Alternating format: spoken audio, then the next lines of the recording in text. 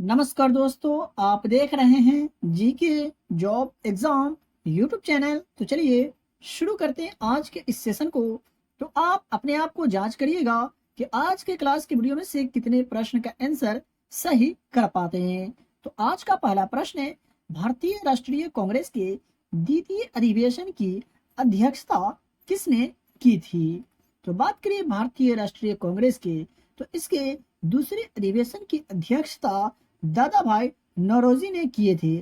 और कब? तो 1886 में भारतीय राष्ट्रीय कांग्रेस का दूसरा अधिवेशन कलकत्ता में आयोजित किया गया था, जिसकी अध्यक्षता दादा भाई नौरोजी ने किए थे। तो option number C is the सही जवाब हो जाएगा। भारतीय राष्ट्रीय कांग्रेस की स्थापना किस वर्ष हुई थी, ये आप हमको कमेंट बॉक्स में कमेंट करके जरूर बताएंगे। 2 नंबर प्रश्न है, तराइन का प्रथम युद्ध कब लड़ा गया था? तो बात करें तराइन के प्रथम युद्ध का, तो 1191 में तराइन का प्रथम युद्ध हुआ था और 1192 में तराइन का द्वितीय युद्ध हुआ था। ये आप याद रखेंगे। बात करें 3 नंबर प्रश्न का, तो जलियांवाला बाग की घटना किस वर्ष में घटित हुई थी? तो जलियांवाला बाग हत्याकांड किस वर्ष हुई थी? तो वर्ष 1919 में, यानी 13 अप्रैल 1919 में जलियांवाला बाग हत्याकांड हुई थी। तो ऑप्शन नंबर सी सही जवाब होगा। बात करें दूसरे प्रश्न का, फिर 4 नंबर प्रश्न का, तो अयोध्या किस नदी के किनारे स्थित है? तो अयोध्या जो है ये सरयू नदी के किनारे स्थित है। तो ऑप्शन नंबर ए सही जवाब होगा। बात करिए 5 नंबर प्रश्न का, तो कौन सा लोक नृत्य पंजाब से संबंधित है? निम्न में से कौन सा लोक नृत्य है जिसका संबंध जो है पंजाब राज्य से है? तो गिद्दा का जो संबंध है पंजाब राज्य से है। तो ऑप्शन नंबर डी सही जवाब होगा। देख लेते हैं अगला प्रश्न को। तो बात करें 6 नंबर प्रश्न का, तो हमारे सौर मंडल में ग्रहों की संख्या कितनी है? सौर मंडल में ग्रहों की संख्या कितनी है? तो 8 है हमारे सौर मंडल में ग्रहों की संख्या। बात करें प्लूटो का, तो एक बौना ग्रह है, ये आप याद रखिएगा। देख लेते हैं 7 नंबर प्रश्न को, तो भारत और पाकिस्तान के बीच की सीमा रेखा को क्या कहते हैं? भारत और पाकिस्तान के बीच की सीमा रेखा को क्या कहते हैं? तो रेड क्लिफ रेखा भारत और पाकिस्तान के बीच की सीमा रेखा को कहते हैं। बात करें ऑप्शन ए का, तो मैक-मोहन रेखा भारत और चीन के बीच की सीमा रेखा को मैक-मोहन रेखा कहते हैं। तो ये आप याद रखिएगा। देख लेते हैं 8 नंबर प्रश्न को, तो बर्लिन निम्नलिखित देशों में से किसकी राजधानी है? तो बर्लिन जो है किसकी राजधानी है? तो जर्मनी की राजधानी है। ठीक है, तो ऑप्शन नंबर डी सही जवाब होगा। तो मेरे प्यारे दोस्तों, आप यहाँ तक आ गए, इसका मतलब आपको आज का क्लास का वीडियो पसंद आ रहा है।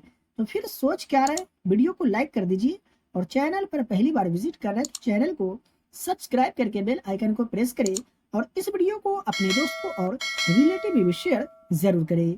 और डेली की क्लास के फ्री में पीडीएफ कैसे आप प्राप्त कर सकते वो भी मैं आपको बताने वाला हूँ। तो 9 नंबर प्रश्न है, कौन सी नदी कृष्णा नदी की सहायक नदी है? निम्न में से कौन सी नदी है जो कृष्णा नदी की सहायक नदी है? तो तुंगभद्रा नदी जो है ये कृष्णा नदी की सहायक नदी है। ठीक है। 10 नंबर प्रश्न का, तो सुल्तानपुर राष्ट्रीय उद्यान कहाँ स्थित है? यानी सुल्तानपुर नेशनल पार्क जो है निम्नलिखित में से कौन से राज्य में है? तो यह जो है हरियाणा राज्य में है। तो इसका सही जवाब होगा ऑप्शन नंबर सी। 11 नंबर प्रश्न है, बक्सर का युद्ध किस वर्ष में हुआ था? तो बात करें बक्सर के युद्ध का, ये कौन से वर्ष में हुआ था? तो 1764 में बक्सर का युद्ध हुआ था। ठीक है, तो इसका सही जवाब होगा ऑप्शन नंबर सी।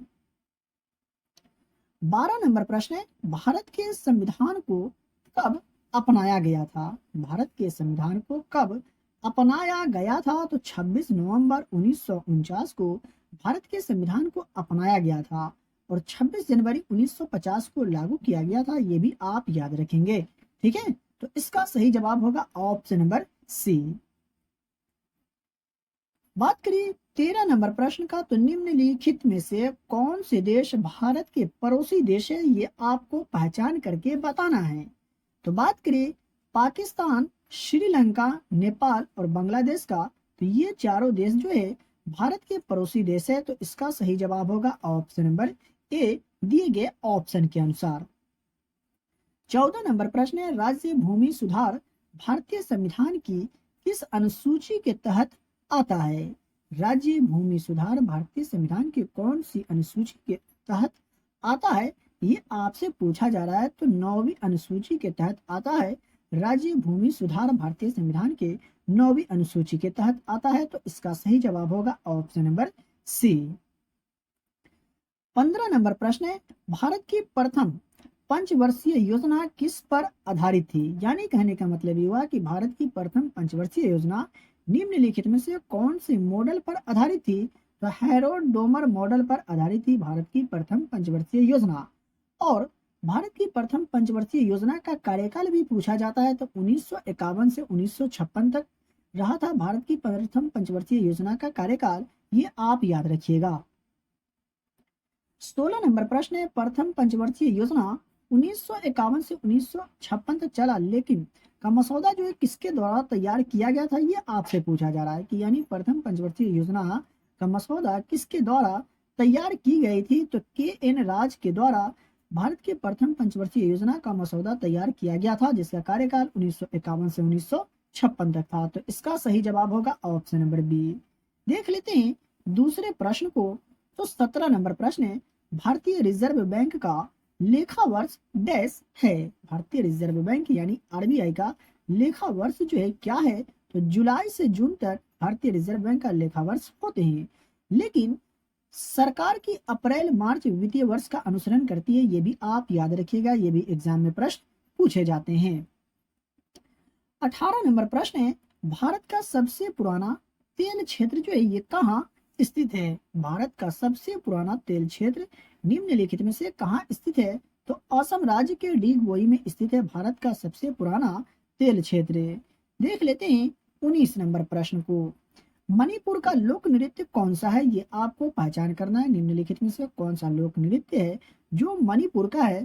तो रास लीला जो है ये मणिपुर का लोक नृत्य है। ठीक है, तो बात करिए 20 नंबर प्रश्न का। तो उस्ताद अमजद अली खान का संबंध जो है किस वाद्य यंत्र से है, ये आपसे पूछा जा रहा है। तो उस्ताद अमजद अली खान का जो संबंध है सरोद वाद्य यंत्र से है। तो इसका राइट आंसर होगा ऑप्शन नंबर डी। देख लेते हैं 21 नंबर प्रश्न को। बात करें 21 नंबर प्रश्न का। तो सूर्य निम्न में से किन गैसों से बना है? सूर्य जो है निम्न में से कौन से दो गैसों से बना है? तो हाइड्रोजन और हीलियम से बना है सूर्य। तो इसका राइट आंसर होगा ऑप्शन नंबर बी। 23 नंबर प्रश्न है, हर साल विश्व विज्ञान दिवस शांति और विकास के लिए कब मनाया जाता है? प्रश्न पे ध्यान दीजिएगा कि हर वर्ष विश्व विज्ञान दिवस शांति और विकास के लिए कब किस तिथि को मनाए जाते हैं? तो 10 नवंबर को हर वर्ष विज्ञान दिवस शांति और विकास के लिए मनाए जाते हैं। तो इसका राइट आंसर होगा ऑप्शन नंबर ए। देख लेते हैं दूसरे प्रश्न को।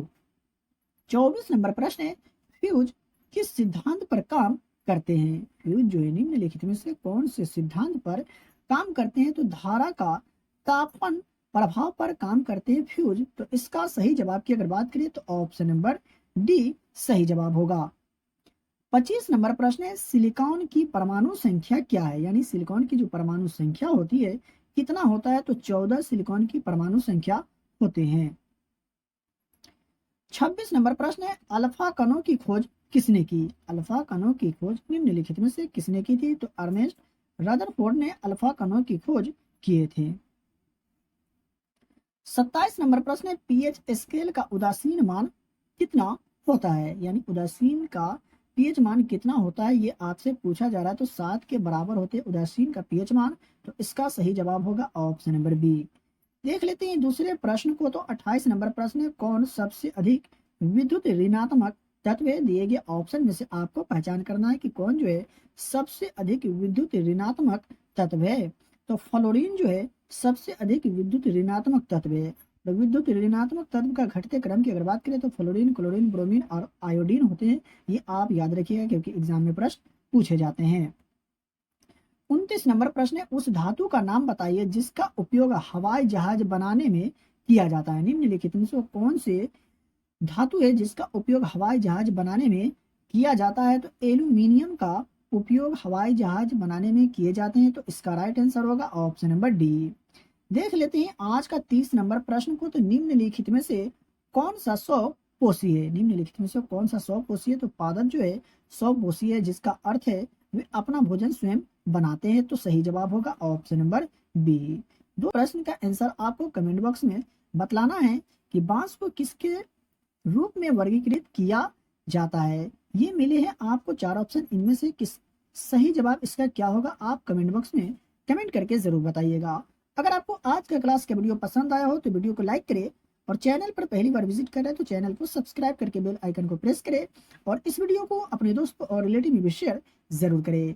चलिए मिलते हैं फिर से नए वीडियो में। डेली की क्लास के फ्री में पीडीएफ प्राप्त करने के लिए वीडियो के डिस्क्रिप्शन में दिए गए टेलीग्राम चैनल लिंक को ज्वाइन करें।